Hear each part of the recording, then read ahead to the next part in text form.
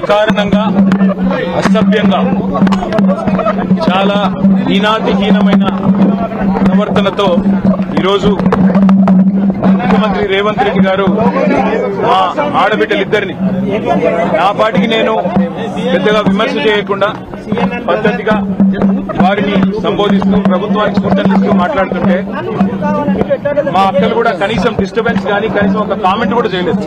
కనీసం నన్నేమి ప్రాంప్ట్ కూడా చేయలేదు. మీరు ఇది చెప్పండి అది చెప్పండి అని.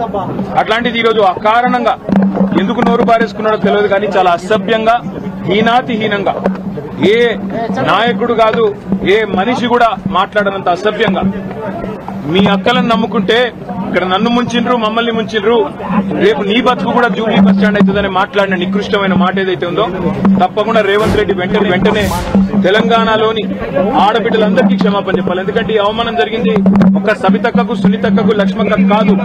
ఈ అవమానం జరిగింది తెలంగాణలోని ఆడబిడ్డలందరికీ. మహిళల్ని నమ్ముకుంటే నట్టేట మునుగుతారన్నట్టు మహిళా తల్లుల్ని నమ్ముకుంటే బతుకు బస్టాండ్ అవుతుంది అన్నట్టు ముఖ్యమంత్రి మాట్లాడిన మాట ఏదైతే ఉందో నిజంగా కూడా హేయం శోచనీయం. నిజంగా ఒక ముఖ్యమంత్రి స్థాయికి తగని మాట. ఇలా నిజంగా ఈ ముఖ్యమంత్రి అన్ఫిట్ ముఖ్యమంత్రి, ఆ పదవిలో కూర్చోవడానికి తగని ముఖ్యమంత్రి. మహిళల్ని అవమానించి కూడా అప్పుడప్పుడు నోరు జారినా సంస్కారం ఉన్న వాళ్ళు ఏం చేస్తారు?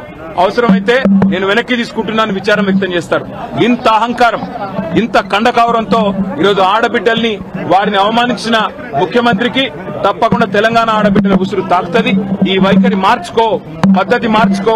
వారు అక్క సునీతక్క గాని సబితక్క గాని లక్ష్మక్క గాని స్వంతంగా కష్టపడి ప్రజల్లో తిరిగి పరపతితో ఇవాళ 5 సార్లు 6 సార్లు గెలిచొచ్చిన వాళ్ళు.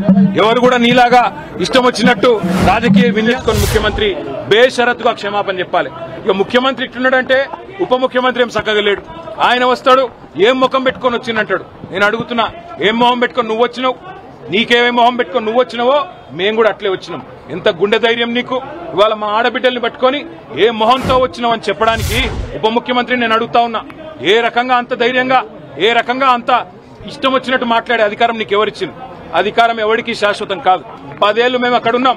మేము ఎప్పుడన్నా అవమానించిన ఆడబిడ్డల్ని తరిక ఎన్నడన్నా ఒక్క రోజన్నా ఎప్పుడన్నా నోరు జారినా వెంటనే విచారం వ్యక్తం చేసినాం. ఇవాళ నేను కూడా ఏదో సందర్భంలో ఏకవచనంతో సంబోధించినానని చెప్పి అవతల నుంచి అభ్యంతరం వస్తే వెంటనే విచారం వ్యక్తం చేసినాం. అది కేసీఆర్ మాకు నేర్పిన సంస్కారం. మరి నీకెవరు చదువు చెప్పినరో ఎవరు సంస్కారం నేర్పినరో నాకు తెలియదు కానీ తెలంగాణ ఆడబిడ్డలు అన్ని గమనిస్తున్నారు. ఇప్పటికే నువ్వు చేసిన మోసాలతో విసిగిపోయి ఉన్నారు. ఇలా మా ఆడబిడ్డలకు జరిగిన అవమానం వాళ్ళిద్దరికి ముగ్గురికి జరిగింది కాదు. ఇది తెలంగాణ ఆడతల్లులకు జరిగిన ఆడబిడ్డలకు జరిగిన అవమానం. వాళ్ళ ఉసురు నీకు ఖచ్చితంగా దాక్తుంది. సిగ్గు తెచ్చుకో, బుద్ధి తెచ్చుకో, కొద్ది జ్ఞానం తెచ్చుకొని ఇకనైనా క్షమాపణ చెప్పు. చెప్పకపోతే తప్పకుండా దీనికి ఇంత కూడా అనుభవిస్తామని చెప్పి రేవంత్ రెడ్డిని అదేవిధంగా ఉప ముఖ్యమంత్రిని నోటికొచ్చినట్టు వాగడం కాదు.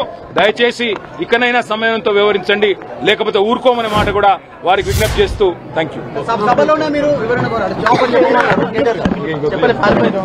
పారిపోయి ముఖం లేక పారిపోయిన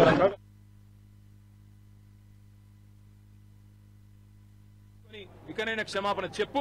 చెప్పకపోతే తప్పకుండా దీనికి ఇంత కూడా అనుభవిస్తామని చెప్పి రేవంత్ రెడ్డిని అదేవిధంగా ఉప ముఖ్యమంత్రిని నోటికొచ్చినట్టు వాగడం కాదు.